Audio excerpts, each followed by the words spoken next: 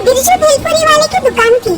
शाम के वक्त बहुत से लोग समुद्र के किनारे टहलने आया करते थे, जिसकी वजह से बिरजू की दुकान पर बहुत भीड़ हुआ करती थी। अरे आओ भाई आओ, बिरजू के हाथ से बनी नमकीन, तीखी, खट्टी, मीठी, इमली के अचार वाली स्वादिष्ट भेलपुरी खाओ। एक बार खाओगे बार बार आओगे। वाह भाई वाह, क्या मस्त भेलपुरी बनी है। पता नहीं क्या जादू है बिरजू भैया के हाथों में। और नहीं तो क्या, हम घर पर चाहे जितनी कोशिश कर ले, पर ऐसी भेलपुरी नहीं बना पाते। अरे जरा हमें भी तो सिखाओ बिरजू भैया, आखिर आप ये भेलपुरी बनाते कैसे हो? अरे बहन जी, दुकानदार अगर अपना राज बता दे तो फिर उसकी दुकान कैसे चलेगी। बस यूँ समझ लीजिए कि आपका आशीर्वाद है और हमारा प्यार है, और कुछ नहीं। आपकी बातें भी इस भेलपुरी की तरह नमकीन और मीठी है बिरजू भैया। इस तरह से बिरजू और बिरजू की भेलपुरी दोनों ही बड़े मशहूर हो चुके थे। बिरजू का मुनाफा भी अच्छा खासा होने लगा था।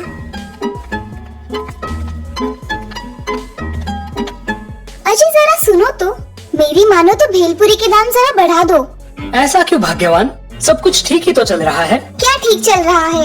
अपना सोनू अब कॉलेज जाने लगा है, उसे मोटरसाइकिल चाहिए, नहीं तो वो कॉलेज नहीं जाएगा। कॉलेज नहीं जाएगा? वो क्यों? उसके सब दोस्त उस पे हंसते हैं जब वो कॉलेज साइकिल लेके जाता है, और आप भी वो खटारा स्कूटर लेके दुकान जाते हो। मेरी मानो तो हमें अब एक मोटर गाड़ी लेनी चाहिए, और मेरे लिए भी तो एक 9 लाखा हार बनाना है। हमारे भी तो कुछ सपने हैं। ठीक है, कुछ करते हैं। और फिर दूसरे ही दिन से बिरजू ने भेलपुरी का दाम बढ़ा दिया। 15 रुपए की जगह अब भेलपुरी हो गई 25 रुपए की। लेकिन फिर भी ग्राहक उसकी दुकान पे आना बंद नहीं हुए, वो तो दिन ब दिन बढ़ते ही जा रहे थे। मैंने कहा था ना, लोगों को अपनी भेलपुरी बहुत पसंद है। मैं तो कहती हूँ दाम और बढ़ा दो। दीदी के कहने पर बिरजू ने अब दाम और बढ़ा दिए। 25 रुपए की भेलपुरी अब 35 रुपए में बिकने लगी। ये देख बिरजू की दुकान के पास जो नारियल वाला था, वो उसके पास आया। ये तुम क्या कर रहे हो बिरजू? दाम इतने बढ़ाओगे तो ग्राहक आना बंद हो जाएंगे। ऐसा मत करो। अरे तुम अपने धंधे की चिंता करो, तुम्हारे नारियल बिकते नहीं तो तुम मुझ पर जल रहे हो। जाओ पहले अपना धंधा संभालो। मुनाफे के साथ साथ बिरजू का लालच और घमंड भी बढ़ता ही जा रहा था। उसने अपनी दुकान पर अब एक नौकर भी रख लिया था, जो भेलपुरी बनाता था।